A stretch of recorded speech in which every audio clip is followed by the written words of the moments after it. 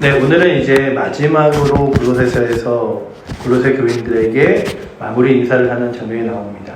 오늘 본문을 보면서 위대한 사도가 골로새서 편지를 마지막에 쓰는 장면에서 아니 뭐 이거는 그냥 성경을 읽다가 그냥 인사하는 대목이구나, 그냥 사람들의 이름이 나열되어 있구나 하면서 넘어갈 수도 있습니다. 하지만 바울은 로마에 있는 가택에 연금이 되어 있었고 그 가택에 갇혀 있으면서 그가 이들의 도움이 굉장히 절실했어요.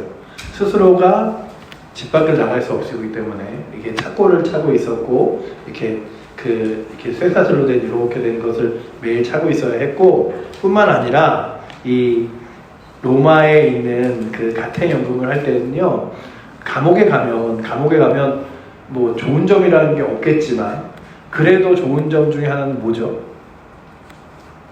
옷을 주고 먹을 걸 주는 거겠죠. 뭐 가장 기본적인 건 주잖아요.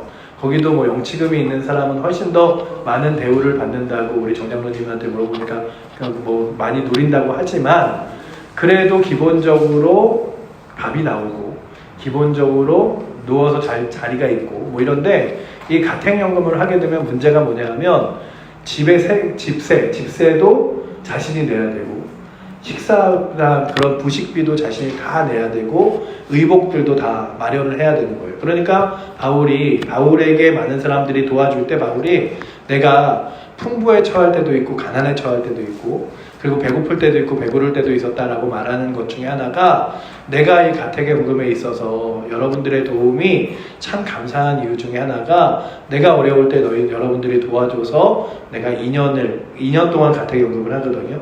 2년의 시간을 보낼 수 있었음에 감사합니다, 이런 고백이에요. 그러니까 그 바울이 아무것도 하지 않지만 로마에서 지내는 시간들이 굉장히 많은 돈들이 들어가는 거죠. 그리고 바울이 있었던 데가 이렇게 그 텐트와 천막을 많이 치는 데인데, 바울이 원래는 그 전도를 다니면서도 그런 일을 했잖아요. 그런데 바울이 감옥에 있을 동안에는, 그가 가택연금이 되어 있을 동안에는 그런 일을 못하게 했을 거라는 그 신학적인 주석가들의 많은 그런 이렇게 그 이야기들이 있습니다. 그러니까 아무런 결제 활동을 할 수 없는 채 집안에 갇혀 집세도 내야 되고 집안에서 같이 들어온 사람들의 식비도 감당해야 되고 하는 일들을 이제 여러 교회가 같이, 그래 우리가 바울을 돕자, 바울을 섬기자 해서 가는 거예요. 그리고 바울이 그들에게 편지를 쓰면 그 편지를 가지고 사람들이 가주는 역할들도 하는데, 그 가택연금을 할 때 같이 있었던 사람들의 목록을 보여주면서 바울이 뭘 하냐 하면, 나 홀로 있었던 게 아니라 여러분들의 헌신과 봉사와 섬김이 어떤 많은 자리까지를 넓혀졌는가를 보여주고 있습니다. 여러분들, 우리 사랑하는 성도님들이 헌금을 이렇게 드리시잖아요. 그러면 뭐 선교헌금도 있고 구제헌금도 있잖아요. 그러면 그런 여러 가지 헌금들이 우리가 주보 뒤에 이렇게 가끔 보시면서도 보는, 우리 교회가 선교하는 교회 단체, 그래서 희망의 교회, 라온 교회, 미얀마, 우간다, 총신대학교, 굿세이퍼드, CTS 이런 데를 저희가 돕고 있잖아요. 그렇게 돕는 것처럼 그 작은 교회들 하나하나가 바울을 돕고 어려운 교회를 도왔습니다. 예루살렘 교회가 어렵다 그러면 예루살렘 교회를 돕기도 했고, 뿐만 아니라 바울이 그 가택연금을 당하면서 시간을 보내면서 바울에게 그런 생각이 들었죠. 바울이 로마에서 집안에 갇혀있지만 그 집안은 그냥 갇혀있는 데가 아니라 바울이 복음을 전하는 장소이다. 그러니 우리가 바울에게 선교비를 그리고 복음 전하는 비용을 보내주자 그랬습니다. 우리나라가 집값이 굉장히 비싸다고 하지만 월세로 치면 저 유럽이나 미국은 굉장하게 어마어마한 돈을 냈잖아요. 월세로 막 몇백만 원씩도 내요. 심지어는 좋은 집들은 막 500만 원씩도 냅니다. 그러니까 그 당시에 이제 로마의 물가도 굉장히 싸지 않았을 뿐만 아니라 집을 월세로 그렇게 세들어서 가택연금을 당하는 금액도 꽤 비쌌을 것이라고 얘기합니다. 그러니 매달 들어가는 그 비용을 교회들이 바울을 위해서 감당해 주고 있었던 거죠. 그러니까 바울이 그 일들을 생각하면서 여러분들이 주시는 헌금이 그저 나에게만 쓰여지는 것이 아니라 함께 헌신하고 봉사하는 사람들이 같이 그 일들을 감당하고 있는데 그 사람들과 함께 인사하고 싶습니다 라고 이야기하면서 바울과 함께 동역했던 사람들의 이름을 날거한 열거하는 것이 바로 오늘 본문의 이야기들입니다. 첫 번째로 나오는 사람은 두기고죠. 이 두기고라는 사람은 7절에서 바울이 그를 세 가지로 소개합니다. 사랑받는 형제, 신실한 일꾼, 주 안에서 함께 종이 된 자라고 해서 바울이 자신의 형제처럼 여기기도 하고 하나님의 신실한 일꾼이고 주 안에서 함께 종이 돼서 주께서 말씀하시면 그 일들을 순종하는 사람이다라고 여기는 거예요. 그렇다면 오늘도 제가 이 말씀을 보면서 여러분들과 저는 하나님이 보시기에 아니면 교인들이 보기에 나를 무엇이라고 부르는가? 신실한 사람, 기도의 사람, 열정의 사람, 믿음의 사람 이런 거 있잖아요. 나는 어떻게 불릴까 생각해 보시면서 주님, 저도 하나님 앞에서 정말로 신실한 형제, 그리고 또한 사랑받는 형제, 신실한 일꾼, 주 안에서 함께 종된 자로서 그렇게 사람들에게 불리기도 하고 하나님 앞에서 명명받기도 하게 하여 주시옵소서 구하며 나아갈 수 있는 은혜가 오늘도 이 수협에 나오신 여러분들에게도 있기를 원합니다. 그래서 교회에서 서로 볼 때마다 집사님이 계시기에, 권사님이 계시기에, 그리고 또한 성도님이 계시기에 우리 교회가 이렇게 참 감사하고 기뻐요. 주일날도 보시면 한 자리 빈 게 참 너무 아쉬울 때가 있어요. 한두 명 안 오면 저분 그 자리가 저분 자리인데 왜 안 오셨을까?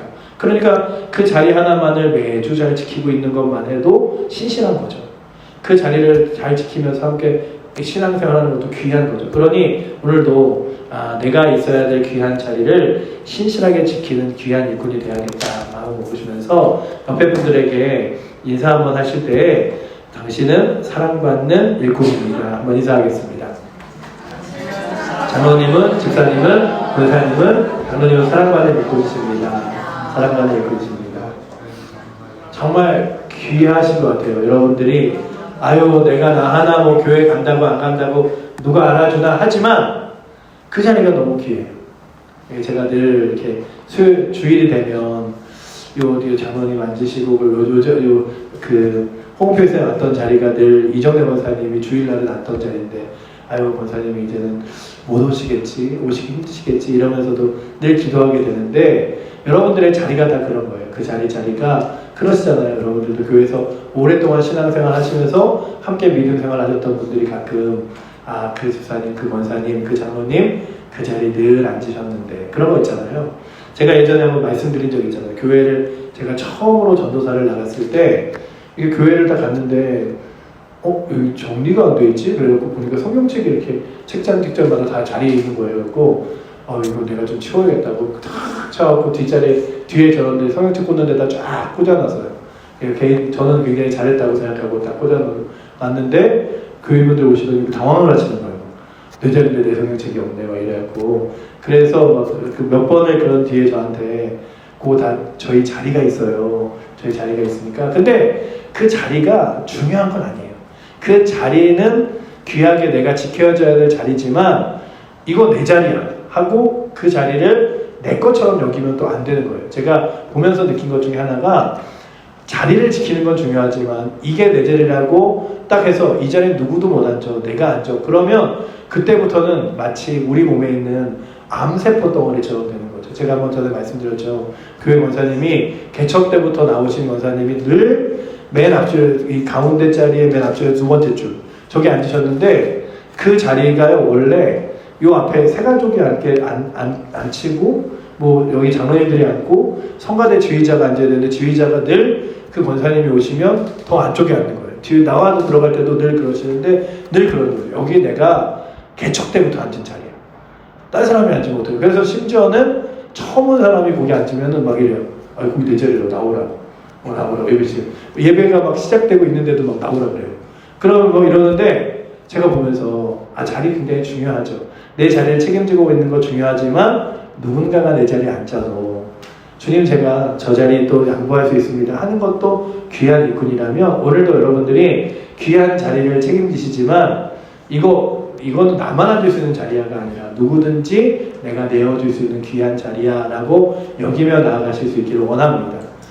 그게 되게 중요하죠. 근데 첫 번째 두기고라는 사람은 뭐라는 사람이냐 하면 바울이 편지를 쓰면 그 편지를 전달한 우편배달과 같은 역할을 했어요.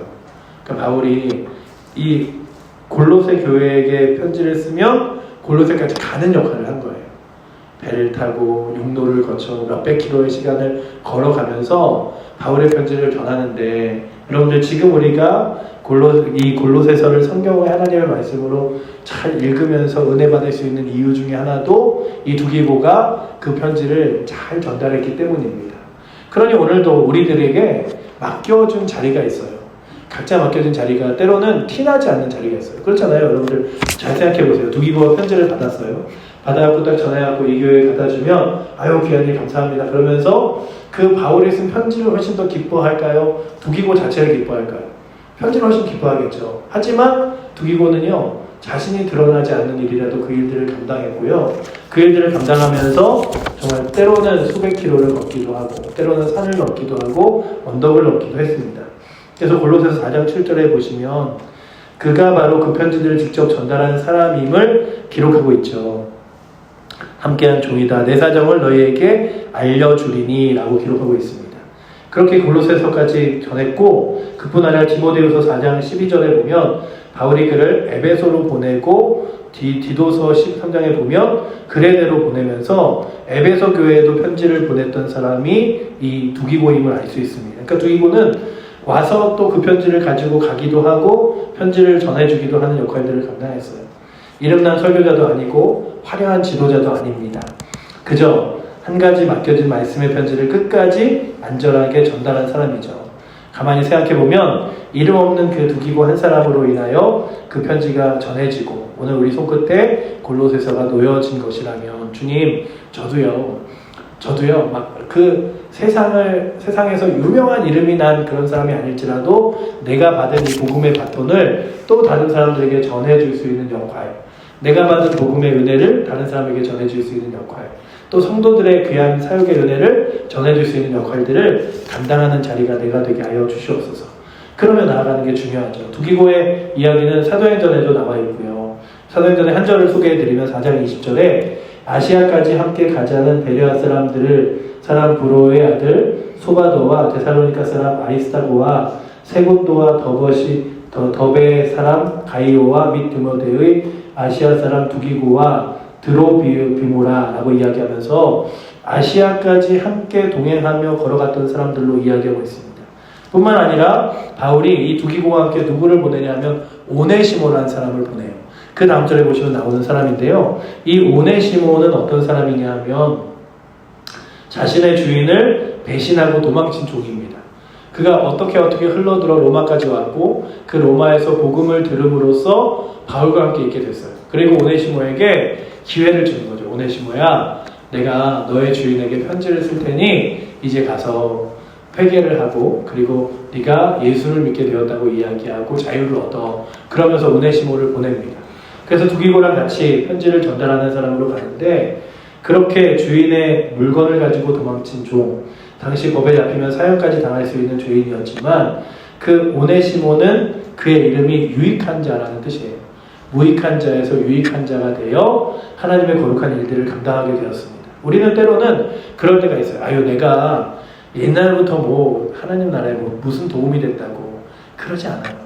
오늘 우리들이 과거를 돌아보는 게 아니라 우리의 앞을 돌아보는 거죠. 앞을 바라보는데, 앞을 보면서 하나님의 쓰시는 인물은요, 바울과 같이 하나님 말씀을 놀랍게 전하거나 편지를 이렇게 써서 하나님의 거룩한 말씀을 전달하는 자 외에도 하나님의 사랑을 변화된 모습으로 나타내는 것, 이것도 우리가 삶으로 증명할 수 있는 거고, 하나님의 말씀을 전달하는 전달자에서 역할을 감당할 수 있는 거고, 또한 사랑하는 성도들을 위하여 기도하는 것도 힘이 되는 거고. 그러니 여러분들 결코 내가 예전에는 모르지만, 젊을 때 모르지만 지금 와서 무슨 하나님의 거룩한 종이고 그리고 주께서 귀하게 쓰이는 백성이고 이러기에 좀 부족하지 않나, 이게 아니라 지금 나에게 맞게 하나님이 사역을 주시고 은혜를 주신다.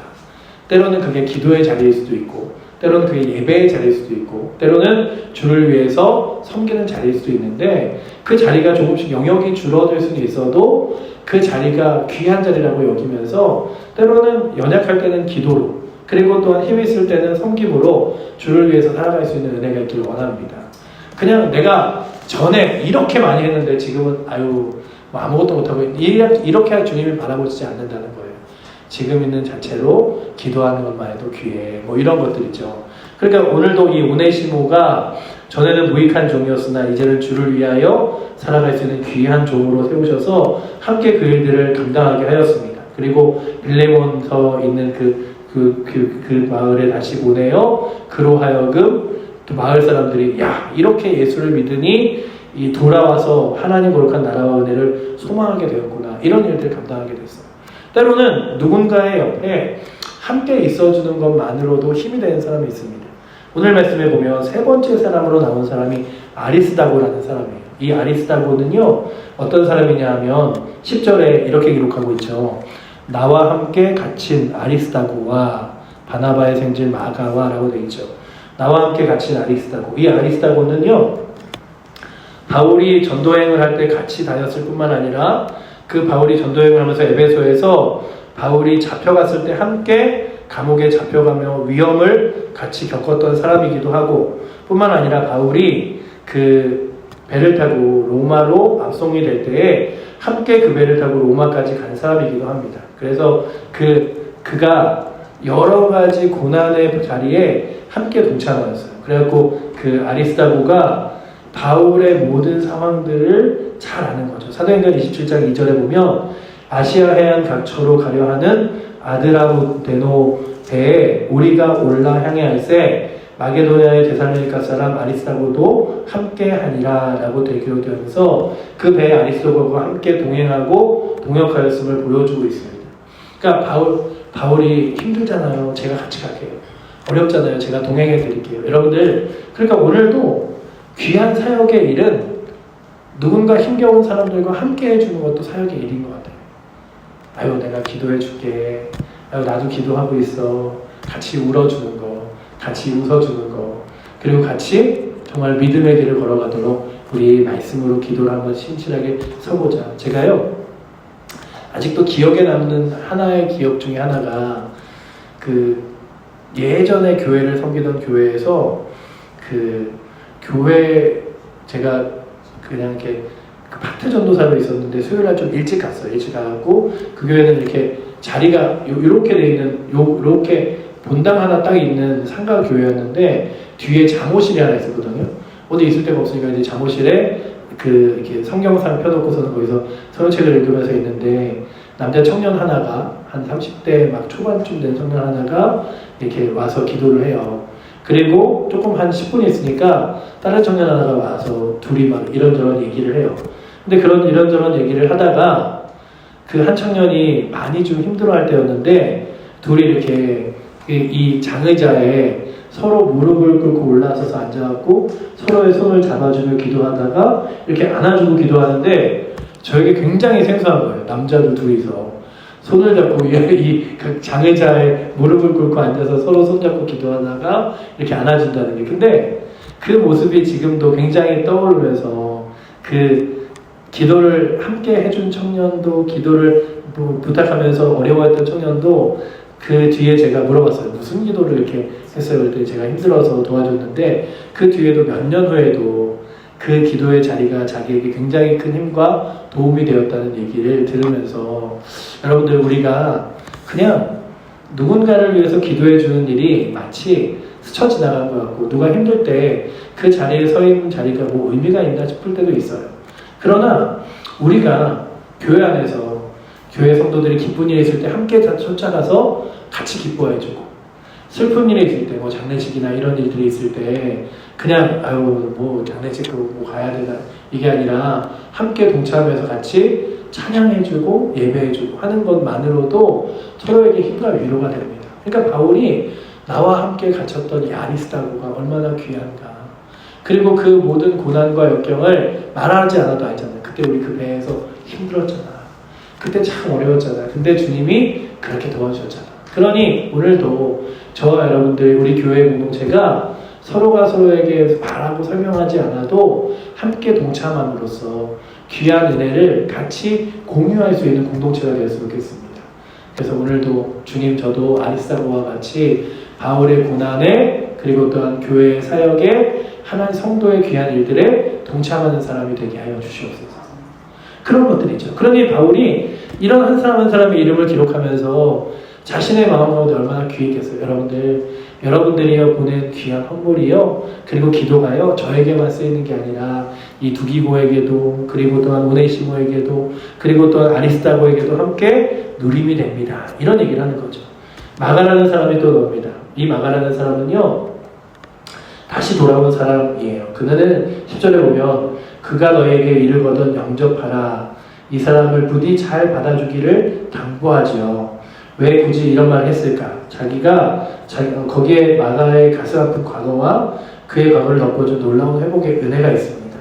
마가는 신약성경에 참으로 입체적인 인물로 그려지고 있는데요. 사도행전 12장 12절에 보면 그의 어머니 마리아의 집은 예루살렘 성도들이 모이며 기도하던 집이었습니다. 그 좋은 믿음의 가정이 마가의 집이었죠.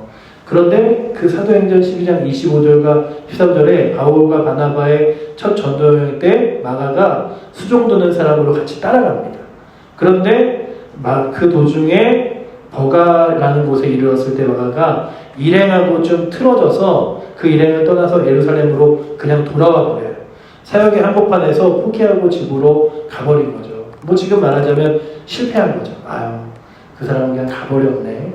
돌아가 버렸네. 여러분들, 우리는 세상에서 하다가 멈춘 많은 사람들에 대하여 그냥 포기하고 말지만, 그러나 그 마가가 다시금 돌아와서 바울과 함께 있습니다.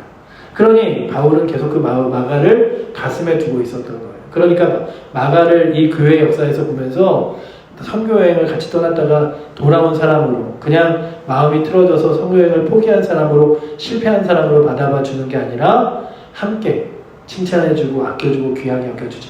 그래서 제가 이 말씀을 보면서 야 그래, 세상은 떠났다가 실패하고 돌아온 사람을 다시 인정해주지 않지만 교회는 돌아온 사람을 받아주는 데가 교회지. 여러분들, 대부분의 그 신천지를 지금 막거나 아니면 신천지를 교화시키는 대부분의 사역자들이 어떤 사람들이냐면 신천지에 빠졌던 사람들이에요. 그들의 마음도 잘 알고 그 상황을 잘 아니까 그 일들을 해요. 그런데 우리가 야, 저 사람은 신천지 갔다 온 사람인데 뭘 그런 걸 해? 하지 않잖아요. 저 사람은 참 그런 어려운 환경과 그리고 또한 그 힘겨운 자리에서도 빠져나와서 귀한 일을 하니 하나님이 더 귀하게 쓰시겠지. 그러잖아요. 그러니 오늘도 여러분들이 혹여나 믿음의 일을 하다 어느 순간 중간에 멈춰주셨습니까? 아니면 그 자리에서 온전하게 다 하신 게 아니라 하다 중간에 포기하셨습니까? 하나님이 너는 중간에 멈췄으니까 다시는 기회가 없어. 이러지 않으시는 분이에요. 내가 다시 기회 줄게. 내가 다시 그 자리 세워줄게. 내가 다시 보듬어 줄게.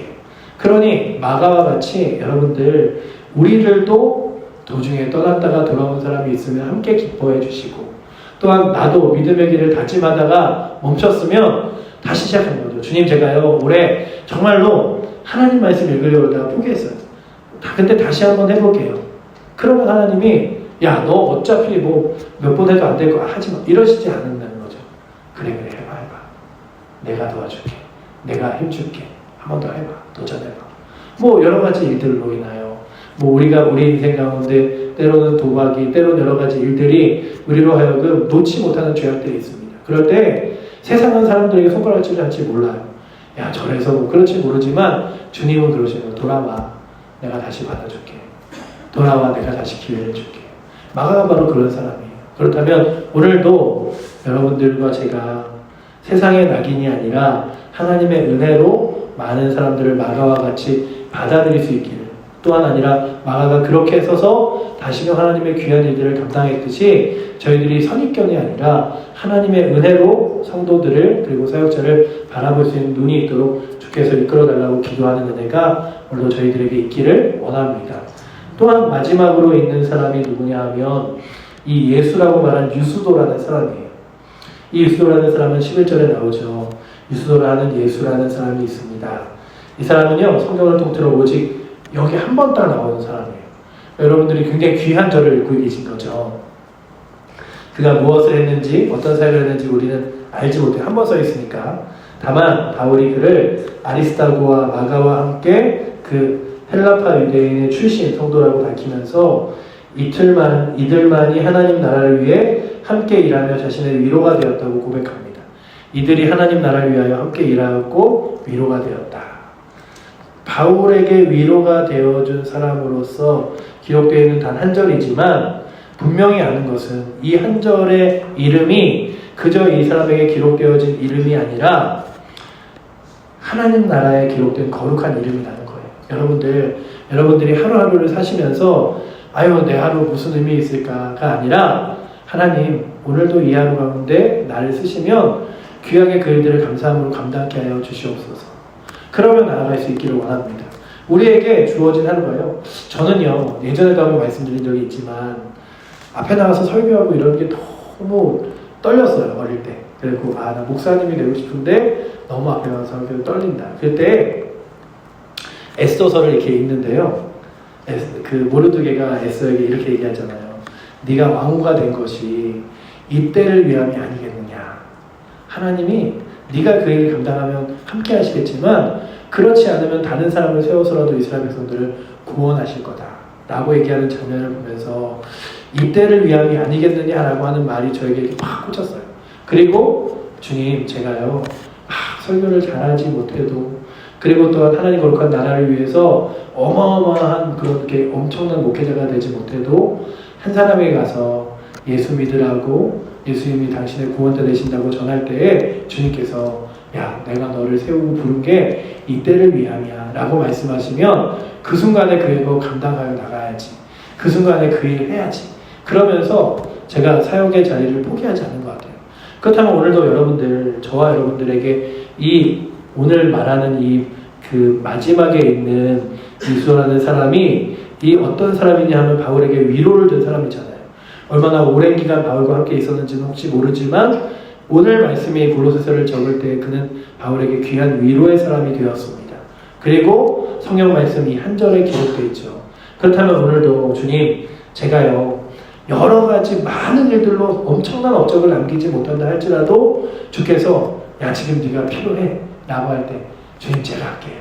제가 그 일 감당할게요. 그러면 하나님의 거룩한 일들을 감당할 수 있는 은혜가 오늘도 이 자리에 있어서 여러분들 주님이 하늘의 별과 같이 대단한 사람들 있잖아요. 우리가 아는 조용기 목사님, 옥하는 목사님 이런 어마어마한 목사님들과 막 언더우드나 이런 선교사님들과 같은 이들이 아니라 할지라도 그냥 지난주에 주일날 말씀드렸던 성경책을 읽고 발이 부르트도록 그리고 또한 집신이 닳도록 성경책을 전하였던 전서인같이 이름은 모를지라도 그런 사람들이 있었음을 기억하는 그 사람들의 발걸음을 주님이 기억하시는 거죠.